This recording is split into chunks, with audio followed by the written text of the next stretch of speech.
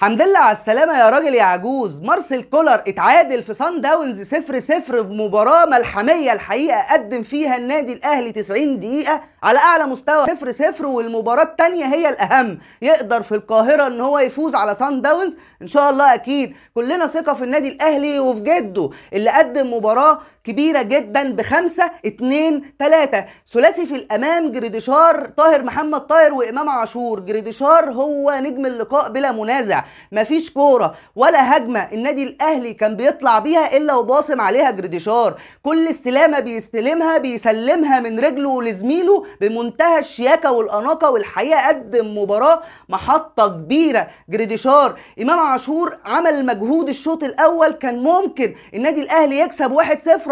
كان ممكن، انت احرزت هدفين اوفسايد وكوره في العارضه، لكن النادي الاهلي ما وافقهوش الحظ وقدر ان هو يحرز هدف. مباراه العوده هتكون صعبه بالتاكيد. كلمني عن قوه الفريق خلال ال90 دقيقه. النادي الاهلي كله كان نجم، بدايه من محمد الشناوي اللي بيقدم مستويات اكتر من رائعه في الفتره الاخيره، اشرف داري، رامي ربيعه، ياسر ابراهيم، احمد العش، احمد رضا، مروان عطيه. كل النادي الاهلي الحقيقه، امام عاشور، طاهر، جريديشار. لكن كنت المفترض ان انت تبدل بدري، تنزل اكرم توفيق بعد 75 دقيقه. انت ما كنتش عايز تحل وتفرط الفريق، وده صح ان انت تلعب للدقيقه 75.